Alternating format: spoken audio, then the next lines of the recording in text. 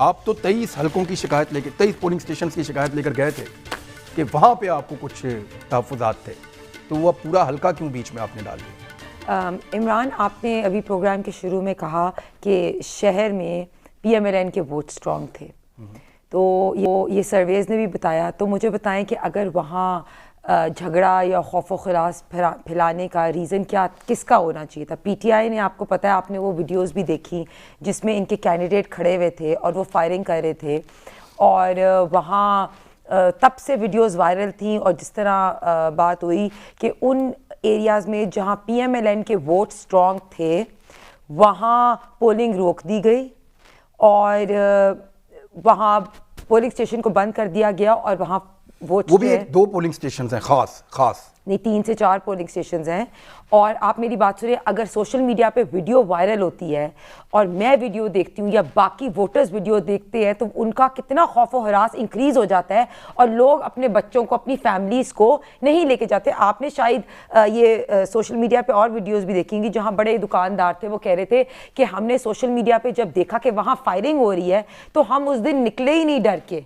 तो पहली तो बात, जहाँ अगर इनको पता था PTI वालों को कि शहरी एरियाज़ में PMLN के वोट स्ट्रॉन्ग है, तो ये तो पहली बात इस तस्दीक कर देती है कि जानबूझ के इन्होंने खौफ व हरास फैलाने के लिए जानबूझ के वहाँ फायरिंग की कि वहाँ हमारे वोट वीक हों, पहली चीज़।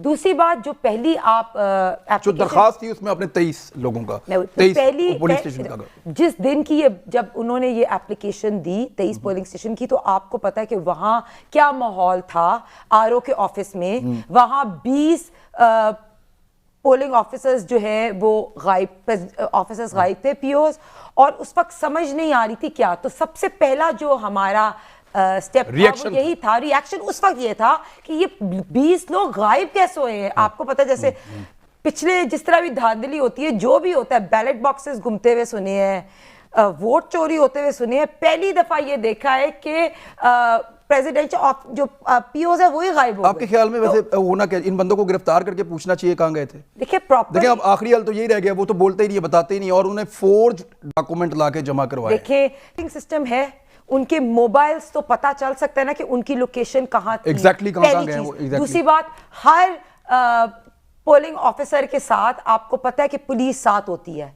पुलिस के पास वायरलेस नहीं था, वायरलेस डिवाइस तो नहीं बंद होती ना फॉग में, तो आपको ये तो, और फिर आपने कई प्रेसिडेंशियल ऑफिसर्स, मोबाइल भी बंद नहीं होता, मैं फॉग में बहुत जाता हूँ, हंटिंग करता हूँ, मुझे पता नहीं बंद होता, बहुत सिग्नल वीक हो जाते हैं, सिर्फ इंटरनेट के, मोबाइल के चलते रहते हैं। फिर आप मुझे बताएं कि जो एक तो आपने भी वीडियोस देखी जिसमें वो PO कह रहा था कि हम मुझे सिविल, देखिए सबसे मशकूक पोर्शन है ना, वो ये है कि ये बंदे कहाँ गए थे, ये बंदे कहाँ गए थे, ये सबसे मशकूक पोर्शन। ये बड़ा इजी है ट्रैक करना। मरियम नवाज साहिबा ये कहती हैं कि किसी बहुत ताकतवर हस्ती ने या टीम ने इनको उठाया और एक जगह पे इकट्ठा करके इनसे काम करवाया और फिर डिस्पर्स करके वापस भिजवा दिया। देखिए ताकतवर हस्ती का नहीं पता, लेकिन लाज़मी तौर पे ये हुकूमत ने इंतजामिया को यूज करके, आप मेरी बात बताइए, अगर chief election commissioner chief secretary को फोन कर रहा है या IG पंजाब को फोन कर रहा है और वो उनके कांटेक्ट में नहीं है, तो इसका क्या मतलब है?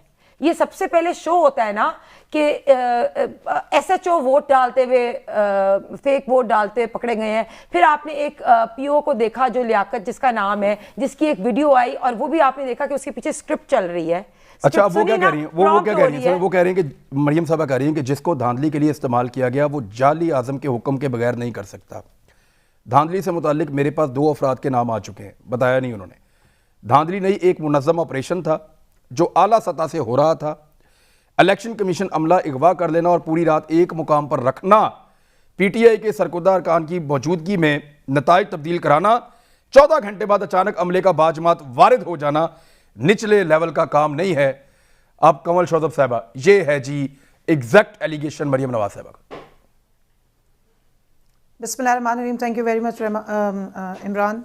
आपने काफ़ी चीज़ें वैसे ही क्लियर कर दी हैं पिक्चर, अब बाकी की जो क्लैरिटी है मैं बता देती हूँ। एक तो मेरा ख्याल है मरियम नवाज साहिबा को ISI का चीफ लगा देना चाहिए, जितनी जल्दी उनके पास इंफॉर्मेशन आ जाती है।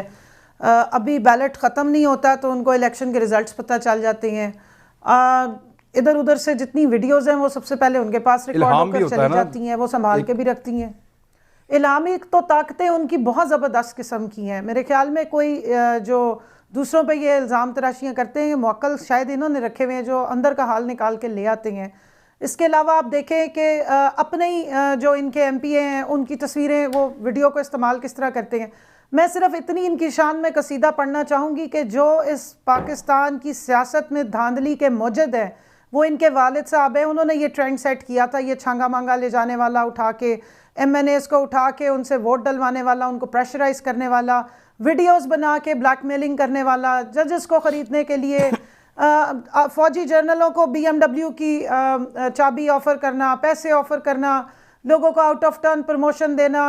ड्राइवर है तो उसको आपने आपका अगर वो आप खुश हुए, नवाज शरीफ लव्स यू, नवाज शरीफ खुश हुआ है, चलो जी आओ तुम्हें मेयर बना देते हैं। कोई और है तो चलो तुम्हें सदर बना देते हैं। उन्होंने तो इस मुल्क को अपनी जागीर की तरह से, मतलब हमेशा से, जिस तरह वो कहती हैं हमारी फिरदौस आशिक अवान साहिबा के एक मुगलिया दौरे हुकूमत में भी इस तरह के आपको बदतरीन मिसालें नहीं मिलेंगी। अब आ जाएं जो फैक्ट्स की ये बात कर रही हैं। देखें, उन्हीं इल्हामी ताकतों की वजह से, उन्हीं इन्वेस्टिगेटिव जो इनके पास एजेंसीज हैं, कोई जो इनको 5 बजे से पहले पहले बता देती हैं, वीडियोस भी दे देती हैं, उसके तहत तो ये डस्का जीत रहे थे। और उन्होंने तो अपनी जो है वो फतह का ऐलान भी कर दिया था। उनकी आप टाइमलाइन ट्विटर पे जाके देख लें, जो वज़ीराबाद में माशाल्लाह बड़ी ज़बरदस्त जो मरीख में है, PP 53 जो है या 51 है आई थिंक, वहाँ पर जो भी हो रहा था इलेक्शन, वो हो रहा था मरीख पे। वहाँ PTI की हुकूमत नहीं थी, वहाँ इनकी अपनी मेरे ख्याल में हुकूमत थी और इलेक्शन कमीशन US से आया हुआ था। क्योंकि वहाँ ये जीत रहे थे तो सब कुछ ठीक हो गया। वहाँ पे 63 जो नौशेरा में हुआ वो भी मरीख पे हो रहा था इलेक्शन। जहाँ जहाँ ये जीतते रहे वो सारा इलेक्शन मरीख पे होता रहा। वहाँ पे US का इलेक्शन कमीशन वाले आके बैठे हुए थे और सब कुछ बेहतरीन हुआ। सिर्फ डस्का में जहाँ पर ये हारना शुरू हुए, और आपने ठीक पॉइंट ऑफ किया, आउट किया है।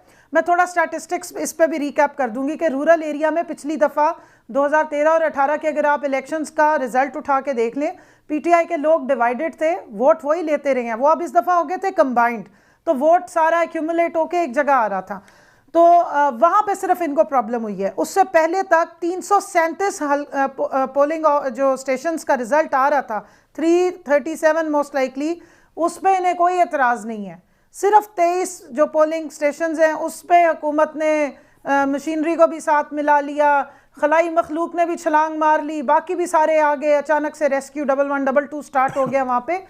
तो ये इनका एक पुराना तरीक़ेकार है वारदात करने का। अब हमने इनको कहा है कि जनाब, जो आपकी इनिशियल डिमांड थी कि 23 जो पोलिंग स्टेशंस पे जहाँ इनके मुताबिक एक गैर मरई मखलूक ने आके उन सारों को हॉस्टेज किया और वो चले गए, वैसे बाय द वे उसका जवाब देना इलेक्शन कमीशन का काम है, ये उनका अमला है।